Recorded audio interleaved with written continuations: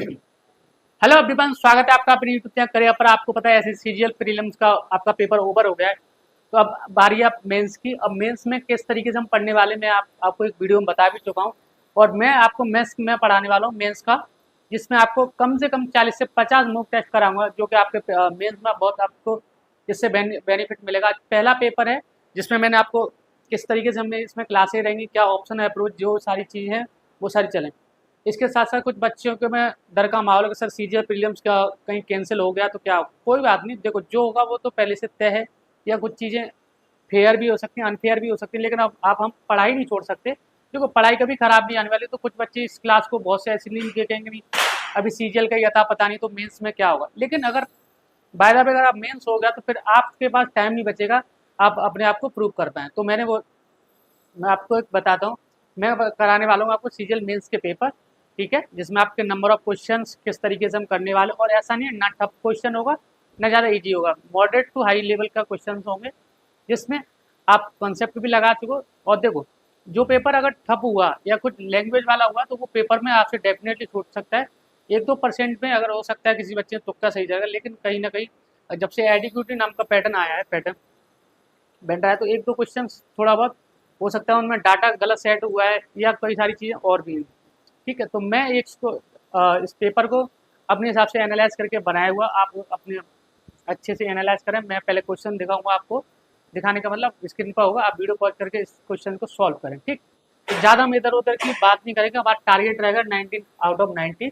बाकी देखते हैं किस तरीके का पैटर्न रहता है। बाकी देखो, अभी हम प्रीवियस ईयर पे ही बेस और एडिक्यूटी के कुछ जहाँ कहीं भी पेपर उन्होंने लिए हैं, तो उनसे क्वेश्चंस लेके हम ये आपको कराने वाले हैं। ठीक, तो पहला क्वेश्चन आपकी स्क्रीन पर CGL mains maths practice batch, जो कि आपका मॉक नंबर 1 है। ठीक है, जैसे हम डेली करेंगे आप सारे सेट। पहला क्वेश्चन आपकी स्क्रीन पर ये है, रेशियो एंड मिक्सचर से क्वेश्चन है। हो सकता है आपको इजी लगे, लेकिन इजी और सब तरह के क्वेश्चन आपके पेपर में मिलते हैं। ना सारे क्वेश्चन आपको इजी मिलेंगे, ना सारे क्वेश्चन आपको टफ मिलेंगे। तो क्वेश्चन है, आपको स्क्रीन में बड़ी कर देता हूँ।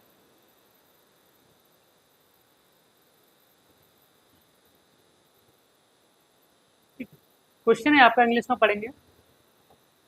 An alloy prepared by mixing three metals A, B, and C. The proportion 3:4:7 by volume. Weight of the same volume of the metals A, B, and C are is a ratio 5:2:6 in 130 kg of the alloy. The weight of in kg of metal of C. ये कह रहा है तीन धातु हैं A, B और सी का आयतन का अनुसार 3,4,7 के अनुपात में मिलाकर एक मिश्र धातु तैयार की जाती है। समान समान आयतन वाली धातुओं को ए, बी और सी के भार 5:2:6 के अनुपात में है। तो 130 किलोग्राम मिश्र धातु में धातु सी का भार क्या होगा। मैं सी का पूछा है, ठीक है। देखो, ए, बी और सी के अनुसार आयतन क्या दे रखा है इनका, वॉल्यूम मैं बात करूंगा। सवाल इजी है लेकिन आपको पता होना चाहिए। A ratio B ratio C, ठीक है।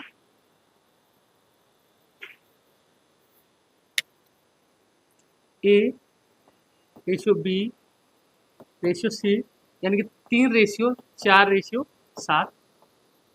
एक मिश्र धातु तैयार की जाती है, उसका भार का रेशियो है 5:2:6। ठीक है, तो हम इसका मल्टीप्लाई करेंगे तो हमें क्या मिल जाएगा, वॉल्यूम मिल जाएगा। तो 3 × 10, 4×2 8 और संचिक के 42। ठीक है, यही तो है।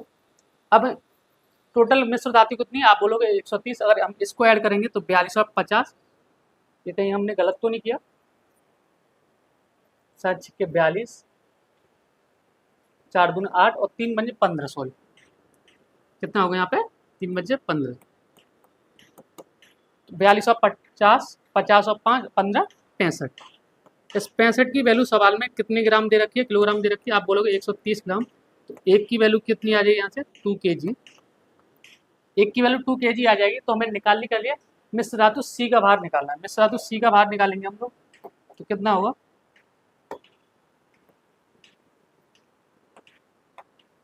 42 × 2 यानी कितना हो जाएगा 84 मेटल होगा आपके आर्टिकल ऑफ सी। तो option number A B is the right answer. ठीक है, मैं दोबारा समझा देता हूँ। ये कह रहा है तीन धातुओं का ए कॉमा बी और सी का आयतन का अनुपात दे रखा है 3:4:7 के अनुपात में मिला के एक मिश्र धातु ए कॉमा बी और सी को भार के अनुपात को मिला के एक 130 किलोग्राम का मिश्र धातु बनाया जाता है। उसमें सी का आपसे क्या पूछा है, किलोग्राम को वजन पूछा है। तो हमने क्या किया, पहले आयतन आयतन को मल्टीप्लाई किया, तो 5 या 15, 4 दूनी 8 और 5 के 42, इस टोटल मिला के 65 क्या मिला, इसकी 65 यूनिट मिली। 65 यूनिट की वैल्यू सवाल में दे रखी है 130 किलोग्राम। ठीक है, 130 ग्राम तो एक की कितनी होगी 2 kg यानी कि 2 किलोग्राम। पूछा कितना है हमें, सी का पूछा, तो 42 दूनी 84। कितना आंसर हो गया आपका, 84 किलोग्राम सी मेटल में आपके मिश्र धातु होगी। ठीक है, अगला क्वेश्चन देखेंगे। बहुत सवाल इजी है, लेकिन सवाल ऐसे ही पेपर में आपसे पूछे जाएंगे।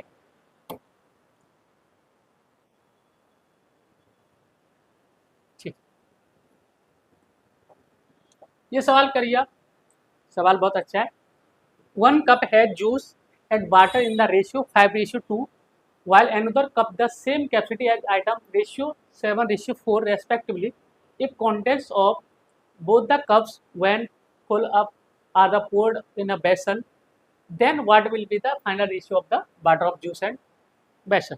ठीक, एक कप में जूस और पानी का अनुपात दे रखा है 5:2, जबकि समान क्षमता वाले दूसरे कप में इनका अनुपात दे रखा है 7:4। तो यह दोनों कपों की सामग्री भरे होने पर एक बर्तन में डाली जाए तो बर्तन में पानी और जूस का अनुपात क्या होगा। मुझे पता है ये दो क्वेश्चन आपके रेशियो से हैं, लेकिन मैंने क्या बोला, आज पहला पेपर है, तो आप जैसे जैसे पेपर हम आगे बढ़ते जाएंगे आपको लेवल पता चलता है। ठीक, चलिए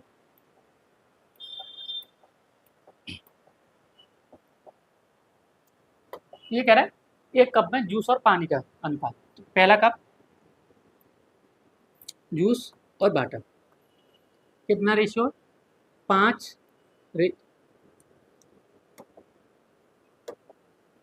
5:2। ये फर्स्ट कप है। सेकंड में क्या है, समान मात्रा यानी 7:4। जब इक्वल बोला है तो हम इसको भी तो इक्वल करेंगे, तो 5 और 2 का मतलब यानी कि 7, और ये 7 और 4 11। हम इनको इक्वल करेंगे तो कैसे करेंगे, यहाँ पे अगर हम 11 से मल्टीप्लाई करें और यहाँ 7 से, ठीक है। अब रेशियो कौन है, 11×5 = 55 और 11 दूनी 22 और 7 से करेंगे 7 से 49, रेशियो 7×4 = 28। ठीक है, ये कितना हो जाएगा आपका 50, ये कितना हो जाएगा 5 104। 104 रेशियो 50 का मतलब हो जाएगा आपका, आप इसको कट करेंगे, 2 से डिवाइड करेंगे तो हो जाएगा 52 ratio 25 is the right answer. तो आपका ये कहाँ दे रखा है, आप बोलोगे option number A is the right answer. ठीक है, और हो सकता है अब ये सवाल पता हमने भी गलत किया है। गलत क्या, आंसर हमने सही किया लेकिन ये लाइन नहीं पड़ी, 2 बर्तन में पानी और जूस का अंतिम अनुपात हुआ, तो ये आंसर यहाँ ना गलत हो गया। हमने क्या है, जूस और पानी का अनुपात निकाला, लेकिन अगर यही मिस्टेक आपसे हुई होगी, मैं बता रहा हूँ, इसलिए मैं जानबूझ के पहले आपने क्वेश्चन नहीं पढ़ा होगा, क्योंकि क्वेश्चन पढ़ना इसलिए जरूरी होता है। तो हमसे क्या पूछा है, ये तो जूस और पानी का अनुपात निकला है, लेकिन हम पूछा पानी और जूस का, तो पानी और जूस का आएगा, अगर ये आपका 52:25 है तो ये जूस और पानी का अनुपात, हमें चाहिए पानी और जूस का अनुपात, तो ये रेशियो क्या हो जाएगा, चेंज हो जाएगा, यानी 25:52 क्या हो जाएगा, 25:52 इज द राइट आंसर। अब पता है आपको ये सवाल बहुत इजी है, मैंने जानबूझ के डाला था, सवाल बहुत इजी है, हर बच्चा कर लेगा, लेकिन अगर उसने ये थोड़ी सी लास्ट में पढ़ने से मिस्टेक करी तो सवाल पता है दोनों ऑप्शन आपके ऑप्शंस में थे, तो आपका राइट आंसर क्या होगा, 25:52 इज द राइट आंसर।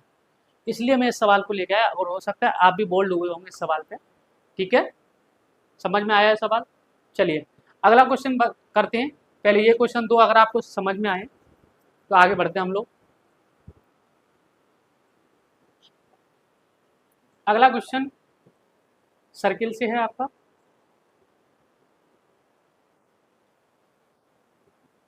ठीक, सवाल है आपका, पढ़ लेते हैं हम लोग। In a circle the chords A B and C D intersect each other at the point of L. ये कह रहा है एक सर्किल में दो कॉर्ड हैं A B and C D, दोनों एल पर कट करती है इंटरनेट। इफ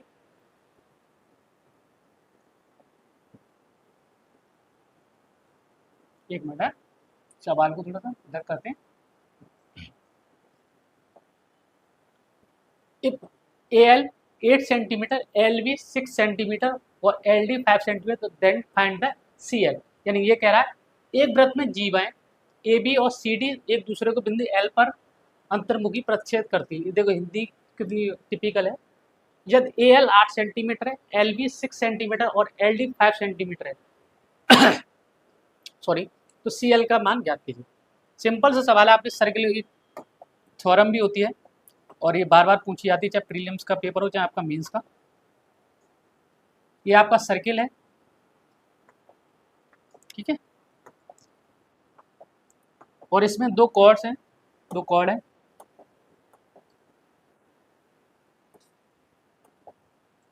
मैं लाइन चाहिए थी भाई,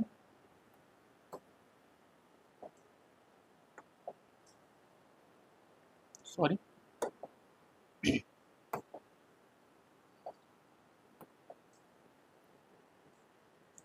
चलो ऐसे मान लेते हैं ना,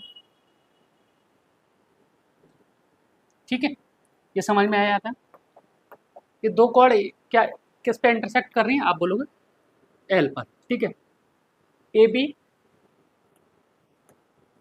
और ये सी डी, मानती हो उस बात को, आप बोलो बिल्कुल।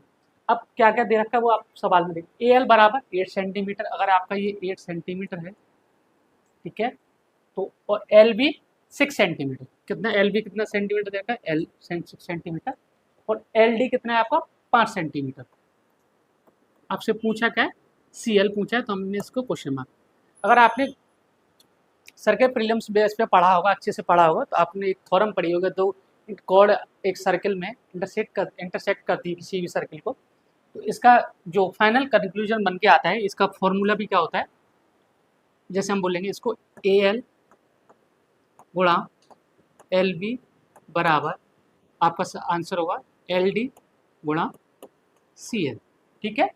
अगर यहाँ आप वैल्यू पुट करोगे आपको आंसर आ जाएगा। ए एल कितना दे रखा है, आप बोलोगे सर 8 सेंटीमीटर गुणा एल बी 6 सेंटीमीटर, ठीक है, एल डी 5 सेंटीमीटर और सी एल आपसे पूछा है। अच्छे के 48 हो जाएगा ये, बराबर 5 इंटू सी एल। अगर 5 से इसको काटेंगे तो 9.6 सेंटीमीटर आ जाएगा सी एल की वैल्यू। सी एल की वैल्यू कितनी आएगी, 9.6 सेंटीमीटर। तो 9.6 सेंटीमीटर है, option number B is the right answer.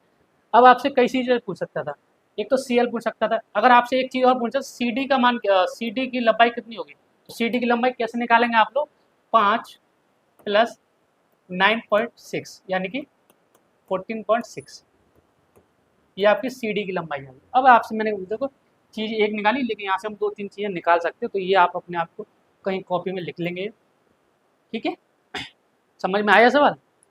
जब मैंने बताया एक सर्किल में दो कॉर्ड एक दूसरे को इंटरसेक्ट करती है किसी एक डेफिनेट पॉइंट पर, तो इसका फॉर्मूला क्या होता है, यहाँ से पहले देखो इसको याद करने का तरीका बताऊँ। पहले क्या चलेंगे, यहाँ से आधी दूरी चलेंगे, फिर यहाँ से ये वाली दूरी चलेंगे, फिर यहाँ से ये, फिर यहाँ से ये। जिस तरीके की रिक्वायरमेंट होगी उस तरीके से हम फॉर्मूला लगाते हैं। एक फॉर्मूला और भी है इसमें, ए एल गुणा ए बी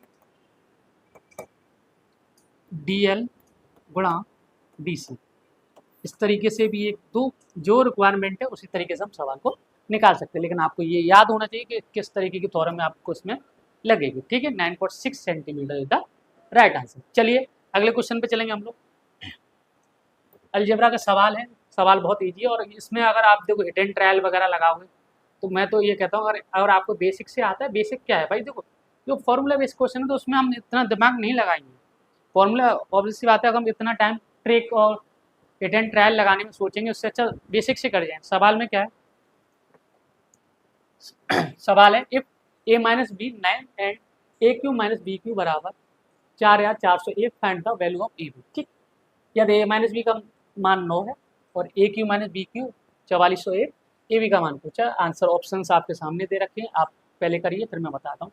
देखो आपको पता है यहाँ पे ए क्यू माइनस बी क्यू की टर्म दे रखी है, हमें सिंपल सी बात है ए माइनस बी का होल क्यू याद होना चाहिए और दैट्स ऑल। इसके अलावा अगर आप सोच रहे हो नहीं ये डायरेक्ट निकालें तो नहीं है, निकाल लोगे। अगर आपको पेपर में याद नहीं रहा तो आप इससे भी टाइम का टाइम जाएगा, हो सकता है गलत भी कराएं। तो इसका फॉर्मूला ए क्यू माइनस बी क्यू का बहुत से बच्चों को नहीं पता होगा, मैं लिख देता हूँ। फॉर्मूला होता है A Q minus B Q minus 3ab minus का ब्रैकेट में ए माइनस, ये होता है आपका फॉर्मूला। जो जो चीज़ें मैंने दे रखी हैं, ए माइनस बी का मान कितना है 9, 9 का क्यू रखेंगे यहाँ पर बराबर ए क्यू माइनस बी क्यू कितना देगा 4401, ठीक है, माइनस 3ab और ए माइनस बी कितना है आपका 9, ठीक है। देखिए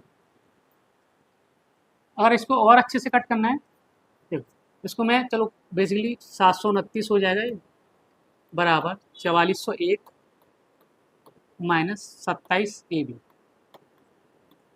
मानते हो उस बात को? अगर ये इधर आएगा, इसको हम 27ab इधर ले आए, 4401 इसमें से माइनस होगा तो 729 में से देखो 4401 और 729 अब माइनस करोगे तो 11 में से 9 गया 2, 9 में से 2 गया 7 और 13 में से 6, यानी कितना आएगा 3672। अब इतना तो पता होगा, मैं फॉर्मूले में काम कर रहा हूँ, ऐसा तो कुछ है नहीं, हालांकि इससे यहाँ चीज़ें बता रहा हूँ आपको। तो 2700 भी बराबर आएगा 3672। अब इसको काट सकते हैं, 27 एकम 27, कितना बचेगा 9, 9 बचेगा, 27 दिया 81, 81 और कितना बचे 9 7 16, 27 के 136, तो कितना आंसर आ जाएगा 136 इज द राइट आंसर। कितना आ जाएगा आपका 136, ठीक है। अगर आपको कैलकुलेशन में थोड़ा सा मिस्टेक हो आप देख सकते हो, नहीं जहाँ तक यही आएगा। देखो और ज़्यादा आपको अच्छे से करना है तो पहले आप इसको 9 से काट लीजिए, 9 से 3 बार कटेंगे और अच्छे से आपको पता करना है, ठीक है। मैं बता ही देता हूँ आपको, 9 से काट दो इसको, ठीक है। हमने 9 से काटेंगे तो 3ab हो जाएगा, 3ab 9 चौक 36, 0 9 8 72, कितना हो जाएगा 3 से ए बी बराबर आ जाएगा यहाँ से आपका 3 एकम 3, 3 3 9, 3 6, यहाँ से भी आप निकाल सकते हो, ठीक है। ये समझ में आ गया, मैंने आपको कैलकुलेशन भी बता दी जिससे ऐसा है। देखो हर सवाल में आपके लिए ट्रिक नहीं लग सकती, ना 8 एंड ट्रायल लग सकता, तो आप बेसिक से आएंगे बहुत, और मुझे आपको समझाने में टाइम लग रहा है। अगर आप मैं करता और आप भी करोगे तो आपको भी जरा सा वक्त नहीं लगेगा इस सवाल, ठीक है। समझ में आ गया कैसे करा हमने? ये यहाँ से मैं रब कर देता हूँ। यहाँ में इसमें इस सवाल में मेरे लेने का पर्पज़ क्या था, इस सवाल को आपके पेपर में आपको फॉर्मूला आता है या नहीं आता है। फॉर्मूला आता है तो बेसिकली आराम से कर जाओगे। अब मेंस में हम ना अपने आप को पॉलिश कर दी, और ऐसा कोई चीज़ नहीं है कि मेंस में कुछ अलग से पढ़ाए, कुछ चैप्टर ऐड ऑन हुए उसकी भी हम क्लास लेंगे, लेकिन अभी जब तक क्या करना, थोड़ा सा जो पहले से पढ़ रखा हूँ उन सारे चैप्टर्स को हम ना पॉलिश करेंगे सबसे पहले, ठीक। चलिए अगला क्वेश्चन लिया मैंने एवरेज का। ये सवाल फिक्स टाइप का है, और चाहे प्री हो चाहे मेंस चाहे एसएससी चाहे रेलवे, कहीं भी ऐसा क्वेश्चन मिले आपको तो आपको कुछ नहीं लगाना, ना कोई ऐसा हार्ड एंड फास्ट रूल याद होना चाहिए नहीं मुझे ये फॉर्मूला। ऐसे सवाल को बहुत इजीली कर पाओगे और जस्ट सेकंड में कर पाओगे। सवाल है the average weight of team of 20 people was calculated to be 59.8 kg and it was later discovered that one weight was misread at 68 kilogram instead of 77 kg. The correct average weight है 20 लोगों की एक team का औसत वजन 59 यानी 59.8 kilogram आंका गया, यानी कि है, और बाद में पता चलता है कि 77 किलोग्राम की वजह 68 किलोग्राम पढ़ लिया गया, तो सही एवरेज क्या होगा। तो ऐसे सवाल में कुछ नहीं करना ना, आप कुछ नहीं करना, आपको ये देखो 77 या 68, कलर हम दूसरा लेंगे। 77 में पहले 77 था उसको 68 पढ़ लिया गया, तो आपको ये बताओ कितना कम पढ़ा गया या कितना कम पढ़ा गया। आप बोलोगे 9 पढ़ा गया, कितने लोगों में पढ़ा गया, आप बोलोगे 20 में। 20 लोगों पर कम पड़ा गया, ठीक है। लेकिन ये 20 लोगों पर कम पड़ा गया तो हमें तो एवरेज को सही रखना है, तो हमें इसके जो ये यहाँ से वैल्यू है उसको हम इसमें ऐड करेंगे। आप समझो, जब मैंने बोला मेरे पास 100 रुपये हैं, लेकिन मैं बता कितने रहा हूँ आपको, 75 रुपये, लेकिन जो फर्क पड़ेगा तो कितने रुपए का पड़ रहा है, 25 रुपये का पड़ रहा है, तो ये मुझे भरपाई करनी पड़ेगी कि नहीं करनी पड़ेगी, ठीक। तो यही वाला कॉन्सेप्ट है, तो यहाँ से करेंगे हम लोग, ठीक है। 20 चौक 80, एक 20 पंजे 100, यानी कि 0.45 हमें इसमें इंक्रीज करना पड़ेगा। तो पहले एवरेज कितना था, फाइनल एवरेज कितना आ जाएगा, 59.8 प्लस 0.5 कितना आ जाएगा, 5 8 4 12, यानी 60.2 किलोग्राम इसका क्या होगा, फाइनल एवरेज होगा। अब समझ में आया इससे सवाल कैसे करने हैं। हमने बोला 77, देखो इस लाइन में इस सवाल में इस लाइन का कोई मतलब नहीं, इतनी लंबी चौड़ी कैलकुलेशन करने के लिए। आपको पता है 77 से 68 किलो का 77 किलो से 68 किलोग्राम कोई वजन कर दिया, आप बोलोगे डेफिनेटली 9 की कमी हुई है, 9 की कमी हुई तो मुझे उसकी भरपाई करनी पड़ेगी। जो भरपाई होगी कितने लोगों पे होगी, यानी कि पहले 9 किलोग्राम वजन कम हुआ है 20 लोगों पे, तो एक इंसान पे कितना कम हुआ, 0.45, तो हमें 0.45 कम हुआ है, मुझे तो पॉजिटिव में चाहिए मेरा, जो यहाँ से कमी हुआ है बढ़ोतरी करूँगा कि नहीं करूँगा, आप बोलो करोगे, तो आप क्या होगा 59.8 में आपको 0.45 आपको ऐड करना पड़ेगा, ठीक। तो कितना आएगा 60.25 kg आपका जो करेक्ट औसत वजन होगा, ठीक है। ऑप्शन कहाँ है आपको, option number C is the right answer. समझ में आया है सवाल, समझ में आ गया होगा, और इसमें कोई ऐसा कोई तोप नहीं है, ठीक। चलिए देखेंगे हमने कोई, ठीक है कोई बात नहीं, कोई सवाल आ गया तो हो सकता है हमसे मिस्टेक हुई, अभी नहीं क्लिक कर रही हूँ चीज़। मेंसुरेशन का ये सवाल है, बहुत बढ़िया सवाल है। बार बार पूछा था, फॉर्मूले बेस का कुछ सवाल है आपका, the curve surface area of right circular cone is 5904 pi centimetre square and the diameter of the its base 72 centimeter, find the height in the centimeter of the cone।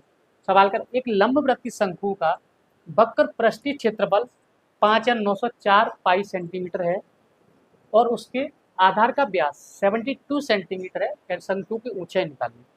तो मैं सबसे पहले शंकु से रिलेटेड जितने फॉर्मूले वो पता मुझे, पहले तो डायमीटर कितना दे रखा है बता, तो डायमीटर अगर रेडियस हम यहाँ से निकालेंगे, रेडियस हो जाएगी 36, रेडियस 36 हो जाएगी, मानते हो इस बात को, ठीक। रेडियस 36 है, और आपको पता है एक कोन का जो वक्र पृष्ठीय क्षेत्रफल होता है वो किसके बराबर होता है, यानी सी एस के बराबर होता है, कर्व सरफेस एरिया बराबर होता है, तो पाई आर एल के बराबर होता है, ठीक है। पाई आर एल के बराबर होता है। अब यहाँ से हम आराम से इस सवाल को निकाल लेंगे।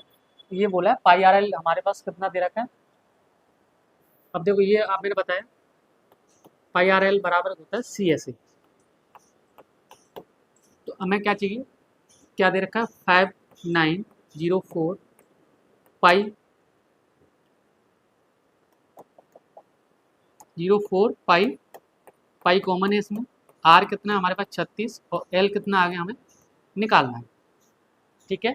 जब एल पता चल जाएगा तो सब सारी चीज़ हम कर लेंगे, पाई से पाई, 9 से 4, 9 छिक्के 54, 54 और आपका बचेगा 5, 9 पन्ना 45 और 9, 9 छिक्के 54, 4 से और कट करेंगे हम, 4 एकन 4 2, 4 छिक्के 24, 4 चौक 16, यानी कि एल कितना आ गया आपका 164। अगर हमें एल आपको पता है, हमने वो पढ़ी होगी सॉरी, एल बराबर क्या होता है, एल बराबर होता है एल स्क्वायर करेंगे हम, बेसिकली हमें एल स्क्वायर चाहिए यहाँ पे, एल स्क्वायर बराबर होता है H square plus B square.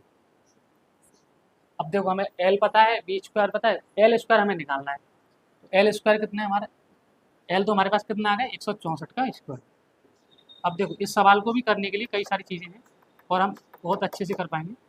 L का मान कितना है 164 का स्क्वायर, कोई बात नहीं 164 का स्क्वायर ऑप्शन नहीं आता, कोई बात नहीं, एच स्क्वायर हमें निकालना है और बी स्क्वायर यानी कि बेस हो गया आर, रेडियस कितना हो जाएगा 36 का स्क्वायर। अब इस सब क्या सबसे वाली बड़ी बात है इस सवाल की जो कैलकुलेशन है थोड़ी सी आपको दिक्कत करेगी, लेकिन आपको क्या करना है, ये सवाल की कैलकुलेशन बहुत इजी बन गई। पता है अब कैसे मैं इसको इजी करूँगा, आपको भी पता चलेगा। देखो यहाँ से अब ना एच स्क्वायर बराबर एच स्क्वायर बराबर होगा 164 का स्क्वायर माइनस 36 का स्क्वायर। अब आपने तो पढ़ा होगा एक ब्रैकेट में ए प्लस बी, एक ब्रैकेट में ए माइनस बी, तो किसका होता है ए स्क्वायर माइनस बी स्क्वायर। चलो इधर मैं कर देता हूँ 164 प्लस 36 ब्रैकेट में 164 माइनस 36, ये कितना हो जाएगा 200, ये कितना हो जाएगा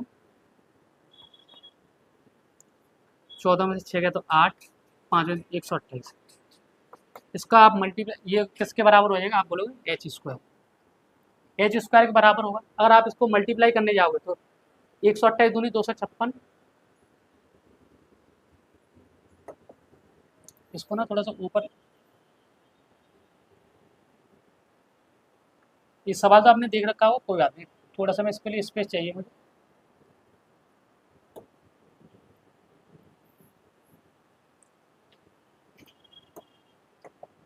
इसको हम आगे कैसे कर दें अभी मैं बताता हूँ आपको, ठीक है।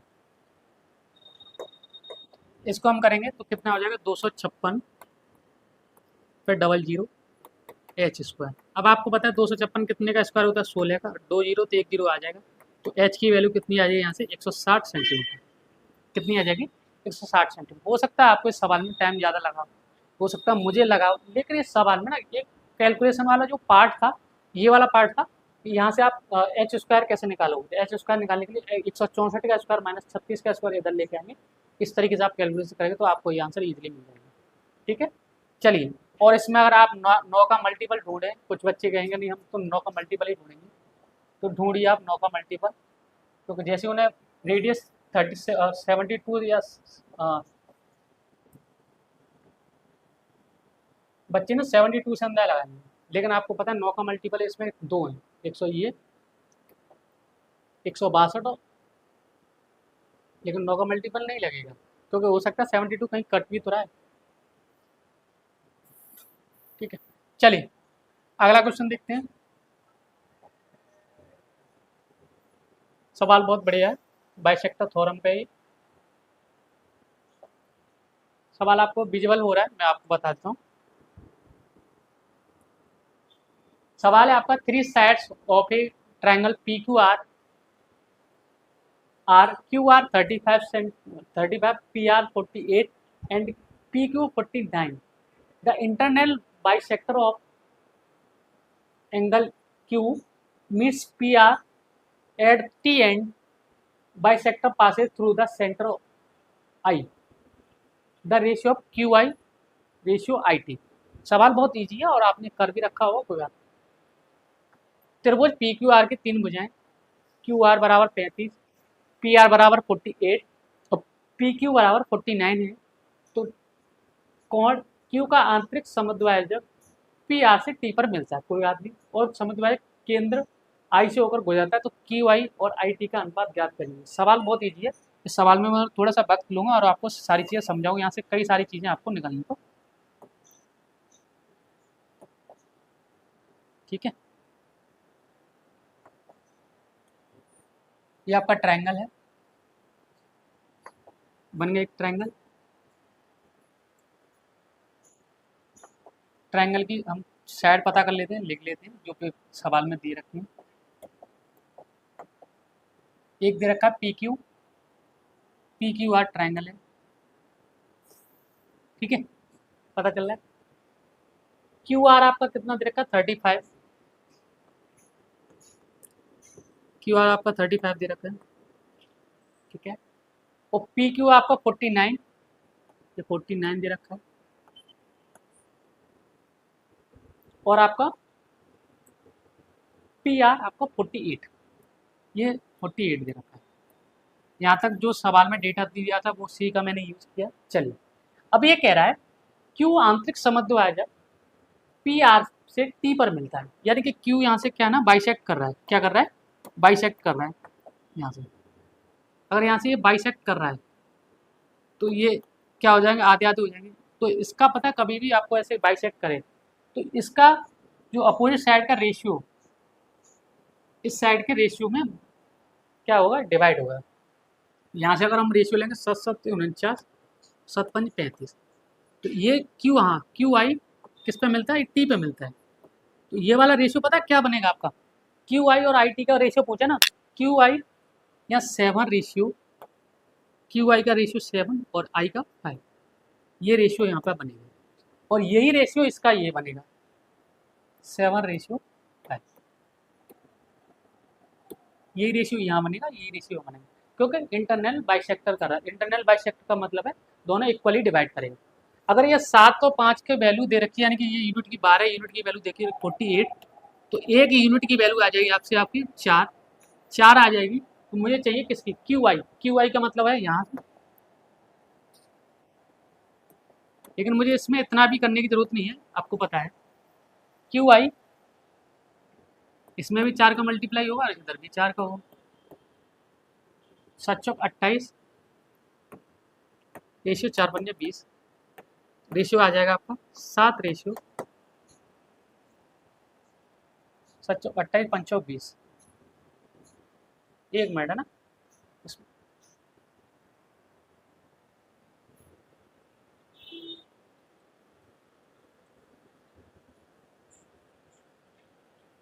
अगर मैं से यहाँ से 12 की वैल्यू 1 की 4 आएगी ना, तो 4 7 28 और 5 25 नहीं होगा, 4 7 28 और 4 पंजे 20। तो अगर 7 रेशियो 4 तो नहीं हो सकता ना इसका, 7 इसमें ही तो बदलेगा, बदला है ये 7 रेशियो है और ये 5 रेशियो, तो ये रेशियो यहीं डिवाइड करता है 7 रेशियो 5 रेशियो पे। तो ये 7 है ये 5 है, तो आप बताओ सॉरी, एक यूनिट की वैल्यू 4 आ गई और हमें ये निकाली 4 7 28, तो ये हो जाएगा और 4 पंजे 20 हो जाएगा। हम यहाँ से रेशियो निकालेंगे तो 4 से 7 और 4 से 5, 7 रेशियो 5 आना चाहिए, इस ऑप्शन में नहीं है। आपको अगर एक तो टाइपिस्ट या तो गड़बड़ कर रहा है या हमें कुछ चीज़ें मिस हो रही, जो बोला है अंतर पी क्यू आर ये भी सही करा है। इस सवाल को हम बाद में देखते हैं, इसमें मुझे ऐसा लग रहा है कुछ ना टाइपिस्ट ना हमारे गड़बड़ कर रहे हैं। कोई नहीं, अभी ये सवाल एक कंसेप्ट बताने का मेरा पर्पस था, एक सवाल और SICI का, इसलिए हम किसी को कोई काम नहीं देते क्योंकि वो सही से कर नहीं पाते। चाहे PDF की बात हो, चाहे कोई सारी चीज़ें हैं, ऐसी कोई बात नहीं। इसको करते हैं, in triangle DEF the bisector of triangle D intersects at EF at the point of N if DE बराबर 36, DF बराबर 40 सेंटीमीटर एंड EF बराबर 38 centimetre, then the length in centimetre of NF each. त्रिभुज DEF में त्रिभुज D का समद्विभाजक भुजा EF को बिंदु N पर प्रतिच्छेद करता है, मानता हूँ। यदि DE बराबर 36 सेंटीमीटर है, DF बराबर 40 सेंटीमीटर है और EF बराबर 38 सेंटीमीटर, तो NF की लंबाई ज्ञात करिए सेंटीमीटर। ठीक है, एक ट्रायंगल है,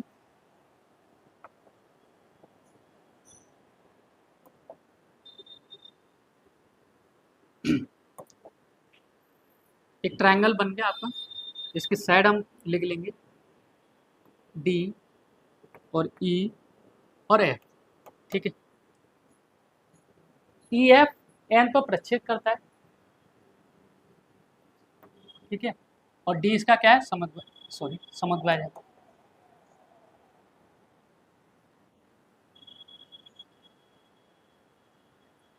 ठीक है, DE बराबर कितना दे रखा है आपका 36 सेंटीमीटर और DF बराबर 40 सेंटीमीटर और EF बराबर दे रखा है यहाँ से यहाँ तक की दूरी दे रखी है 38 सेंटीमीटर। अगर आपको पता है कोई भी ट्रायंगल में कोई इंटरनल पॉइंट बाइसेक्टर कर रहा हो तो वो रेशियो क्या है, इस अपोजिट साइड के रेशियो के बराबर में बढ़ता है। तो यहाँ से हम कटेंगे 4 से 9 और 4 से 10, 9 रेशियो 10 का रेशियो 9 रेशियो 10 रेशियो है, तो ये भी ये 9 हो जाएगा। EN का रेशियो 9 और एन एफ का 10। अब हमें पूछा क्या है, एन एफ की लंबाई पूछी है, तो 10 9 और 10 का रेशियो यानी 19 रेशियो की वैल्यू कितनी दे रखी है, आप बोलो 38। तो एक की दो होगी, हमें पूछा एन एफ, तो इसकी वैल्यू चाहिए मल्टीप्लाई 2, यानी कितनी आ जाएगी 20 सेंटीमीटर, ये था राइट आंसर। कितना आ जाएगा 20 सेंटीमीटर, इसका सही आंसर होगा। समझ में आया? चलिए अगला क्वेश्चन देखेंगे इससे आगे। जो भी बच्चे चैनल पर नए हैं चैनल को सब्सक्राइब करें, अपने दोस्तों में भी बताएं कि इस तरीके से हम मेंस का बैच चल रहा है, आप कंप्लीट तैयारी कर सकते हैं। एक दो सवाल में हो सकता है आज की सब पीडीएफ में आपको कई सारे एरर भी मिलेंगे, लेकिन आपको आगे से ये एरर आपको बिल्कुल देखने के लिए नहीं मिलेंगे, क्योंकि हम पीडीएफ हम खुद ही बनाएंगे। ठीक है, चलिए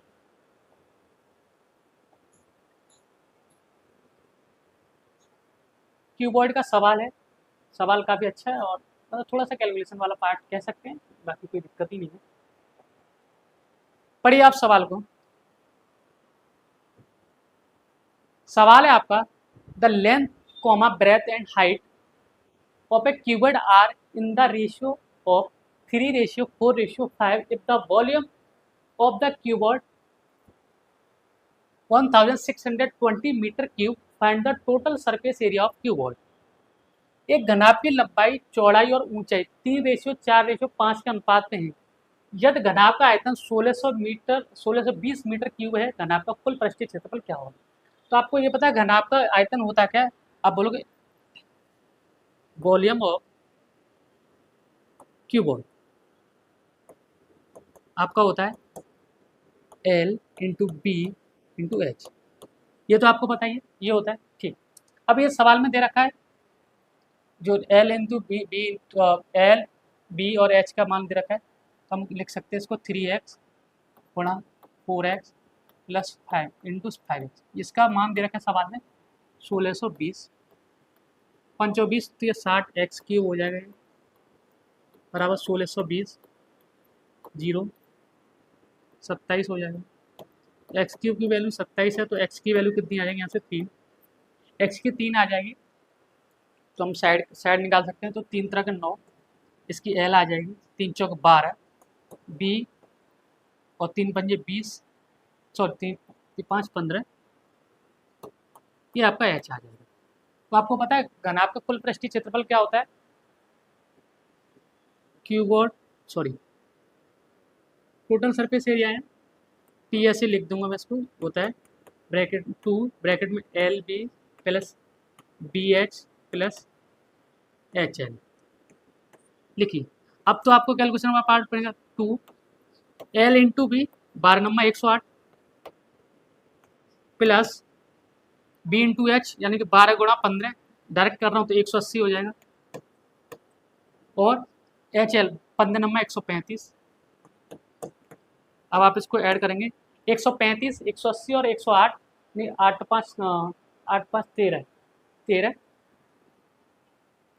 यानी कितना आ जाएगा आपका 2 ब्रैकेट में 2 423 ऐड करोगे, 423 का मतलब होता है अगर 2 का मल्टीप्लाई करेंगे तो 846 मीटर स्क्वायर। समझ में आया ये क्वेश्चन? सवाल इजी था, कैलकुलेशन मैंने बोला अगेन कैलकुलेशन वाला पार्ट कह सकते हैं हम इसको, लेकिन ये कोई कैलकुलेशन हार्ड वाली नहीं है, कुछ आप जिससे आप जो आप कर ना पाओ। ठीक है,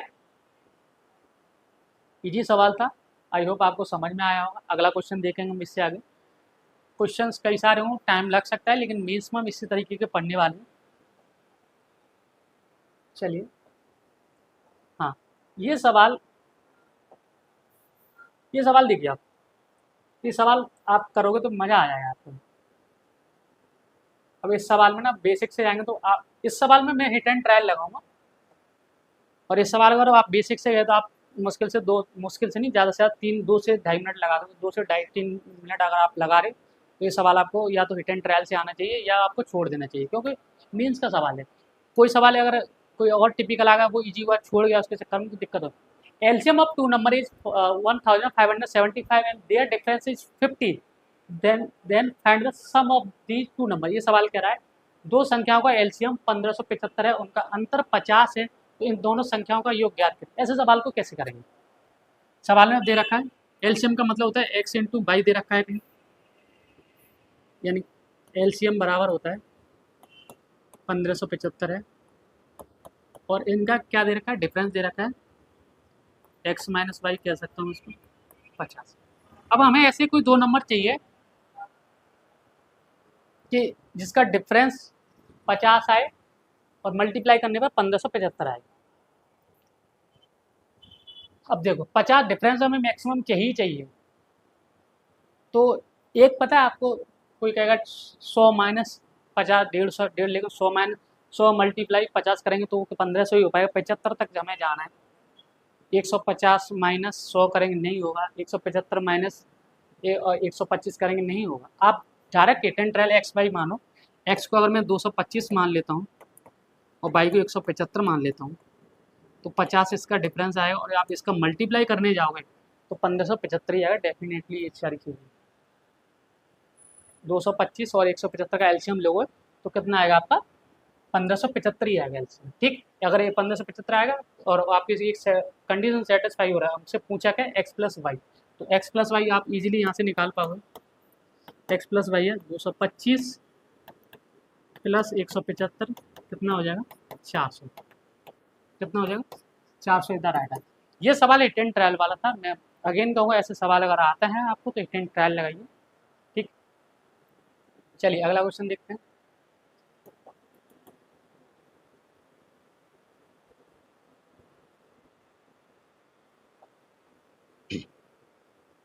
सवाल है, find the largest possible area of right angle triangle whose hypotenuse is 10 centimetre long.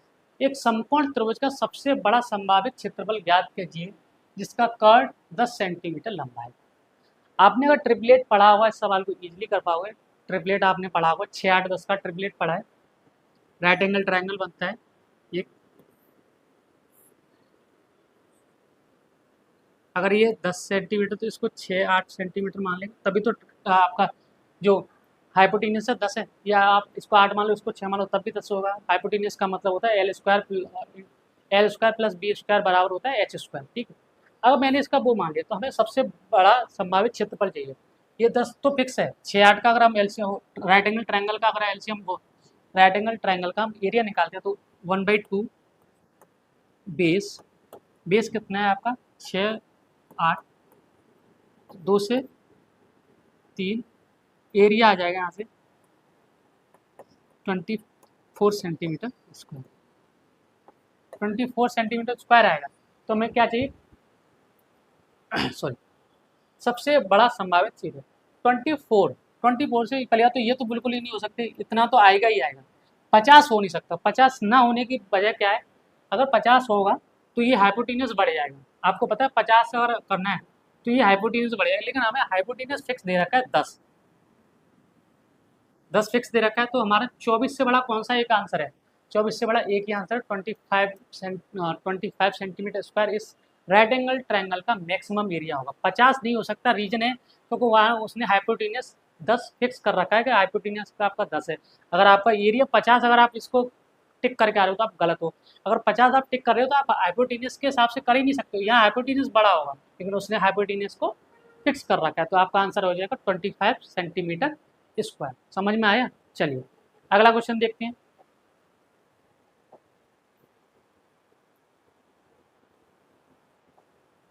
सवाल है आपका, आपको पता है a milk man sells milk at the cost price. एक दूधिया अब जो दूध है कॉस्ट प्राइस पे बेचता है, but he mix water and the 10 अंश of profit 12.5%। Find the amount of water in 450 litre of the mixture. ये कह रहा है एक दूधिया है, वो दूध लेके आता है, उसमें ना दूध लेके आता है तो पानी तो मिला है ऑब्वियसली बात है, उसमें कह रहा है उससे 12.5% का प्रॉफिट होता है। तो बताइए मिश्रण में पानी की मात्रा कीजिए। पानी कितना मिलाया भाई, पहले शुद्ध दूध था लेकिन जैसे ही उसे उसने पानी मिलाया तो उसे प्रॉफिट होने गया, प्रॉफिट हुआ तो वो प्रॉफिट को ही पूछ रहा है। तो इस सवाल में क्या करेंगे, 12.5% का प्रॉफिट हो रहा है, 12.5% का मतलब होता है आपका 1/8। अगर दूध की अच्छी मात्रा थी 8 और जैसे ही पानी मिलाया प्रॉफिट होगा, ये 9 हो गया, 8:9 हो गया।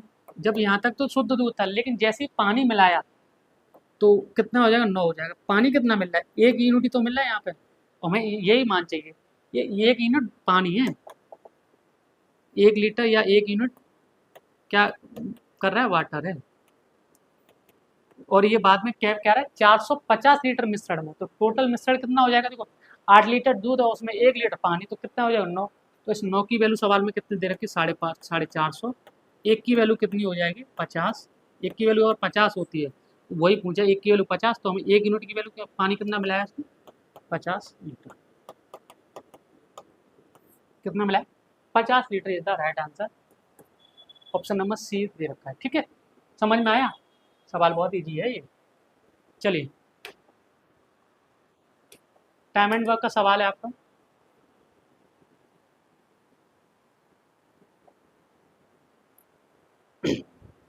Varun and Gaurav can dig a point 10 days and 18 days respectively. After finishing that work together, they receive an amount of rupees 7,280.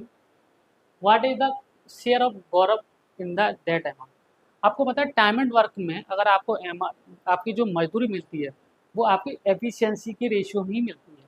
जितना आप काम अच्छे से करोगे, आपकी एफिशिएंसी ज़्यादा होगी, तो आप उसको उतना ही आपको पैसा मिलेगा। ये कह रहा वरुण है, एक वरुण है, एक गौरव है। एक वरुण है, वरुण कितने में कर रहा है, 10 दिन में, 10 दिन। और ये कह रहा है हटा, और ये आपका अरुण है, अरुण कितना, 18 डेज।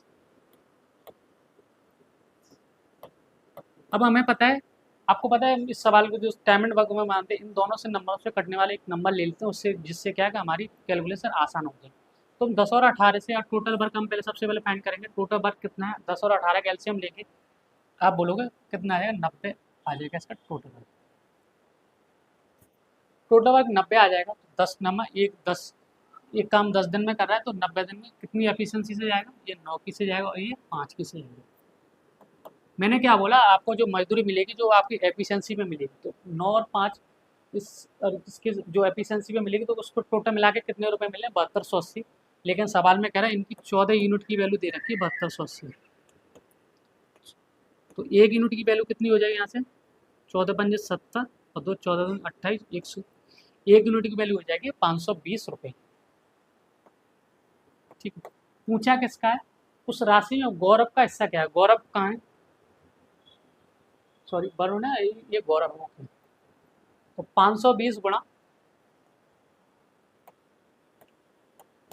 5 कितना हो जाएगा, 2600। किसका पूछा है, गौरव का शेयर तो पूछा है। गौरव का कितना मिलेगा, 2600 रुपये मिलेंगे पूरी मजदूरी। यही आंसर है,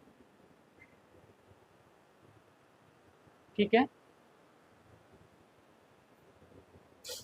समझ में आ गया। चलिए अगला क्वेश्चन देखते हैं। इस सवाल के तो ऑप्शन ही नहीं है, बहुत बढ़िया, कोई बात नहीं, ये सवाल आप खुद से कर लेंगे, वैसे ऑप्शंस की इसमें ज़रूरत भी नहीं है। और सीपी और एसपी का रेशियो दे रखा है, आपको प्रॉफिट चाहिए, लॉस परसेंटेज क्या जाएगा, प्रॉफिट परसेंटेज क्या। नेक्स्ट क्वेश्चन देखेंगे। ऐसे ऐसे हमारे महान टाइपिस्ट बैठे हुए हैं ना इस बार, कोई आते हैं इनको सबको खींचते हैं हम लोग। हालांकि पीडीएफ हम ही बनाएंगे तो ज़्यादा बेहतर रहेगा, क्लास में दिमाग तो ख़राब नहीं होगा कम से कम। सॉरी, ये सवाल है आपका, सर्किल का दे रखा है। Given is a circle with the center at the C point, A, B and D are the point on the circumference, find the ABC। एक रख C केंद्र वाला एक वृत्त दिया गया परिधि A, B और D बिंदु पर। ट्रायंगल ABC ज्ञात करिए, ट्रायंगल ABC ज्ञात करिए। देखो इसमें थोड़ा सा ये कह रहा है C केंद्र वाला, या C इसका केंद्र है। अगर ये आपको ये पता है किसी भी सर्किल में ट्रायंगल अगर बनता है उसका, और जो उसकी साइड सर्कमफ्रेंस पे लगती है, तो और जो सेंटर पर बना कॉर्ड उसका कितना होता है, दुगना होता है। और ये 126 है, तो ये कितना हो जाएगा, एक आपको पता है ये 63 हो जाएगा। अगर ये 63 हो जाएगा, अगर ये 63 हो रहा है, तो यहाँ से हम एक चीज़ कह सकते हैं कि ए बी इसकी रेडियस है, ए बी रेडियस है, और इसकी ए डी भी रेडियस है, बी सी रेडियस है। और DC रेशियो है, सारी रेडियस है। अगर ये रेडियस है तो ये क्या बनेगा, आइसोलेशन ट्रायंगल बन गया। अगर ये 63 है और ये 33 है तो इसमें से अगर इसको माइनस करेंगे तो हमें ये वाला एंगल मिल जाएगा कि नहीं मिल जाएगा, आप बोलोगे बिल्कुल मिल जाएगा। तो 63 माइनस 30 कितना हो जाएगा, 30, कितना आ जाएगा, 30 डिग्री एंगल आ जाएगा, जो कि ट्रायंगल ABC पूछा है। समझ में आया। यहाँ पर सिर्फ आपको एक कंसेप्ट बता था कि अगर कोई भी सर्किल में या कोई ट्रायंगल इंस्क्राइब करते हैं उसकी जो साइड सर्कल पर लगती है तो सेंटर पर बना कोण उसका दोगुना होता है। ये 126 है तो ये कितना हो जाएगा, आप बोलोगे ये हो जाएगा आपका 63, इसका ही तो दोगुना बनना है। और ये अगर ये इसकी रेडियस है, ये रेडियस, तो ये भी तो रेडियस होगी, ये भी तो रेडियस होगी, अब चारों ही रेडियस होगी तो इसके बराबर ये इसके बराबर, तो क्या हो जाएगा 63 में से जैसे हमें चाहिए तो BAD में से हम क्या निकालेंगे, यहाँ से B triangle BAD minus triangle ABC निकालेंगे तो कितना दे, ये BAD कितना है आपका, सॉरी ADB है, तो यहाँ 63 है माइनस 33 यानी कि 30 डिग्री आपका आंसर है। ठीक, चलिए सवाल ओवर, कोई बात नहीं। आज के सवाल क्लास का मैं कंक्लूजन बताऊँ, एक दो क्वेश्चन आपके चाहे तो PDF में एरर हो या कुछ हमसे ही मिस्टेक होगी, जहाँ तक है PDF में ही एरर होगा, तो PDF में एरर है, आज से आगे आपको क्लास में कोई एरर PDF में तो बिल्कुल नहीं मिलेगा, तो आपको सारी क्लास स्मूथली चलेंगी। ये पहली PDF हमने टाइपिस्ट से कराई थी तो उसने आज सारी चीज़ें दिखा दी कि हम इतनी अव्वल दर्जे की टाइपिंग कर सकते हैं। इससे अच्छा हम खुद ही करेंगे, लेकिन कम से कम बढ़िया कंटेंट आपको डिलीवर करेंगे। मुझे पता है आपका टाइम कहीं ना कहीं ख़राब हुआ था, लेकिन कोई बात नहीं, एडजस्ट करेंगे और आपको ये PDF टेलीग्राम चैनल पर मिल जाएगी विद करेक्शन होके। ठीक है, बाकी मैंने आपको सारी चीज़ें बताई थी। डेली आपकी ये क्लास होगी और मेंस तक आप इस क्लास को जरूर लें, आपको डेफिनेटली फ़ायदा होगा। जब तक के लिए अपना ध्यान रखें, बाय बाय, टेक केयर।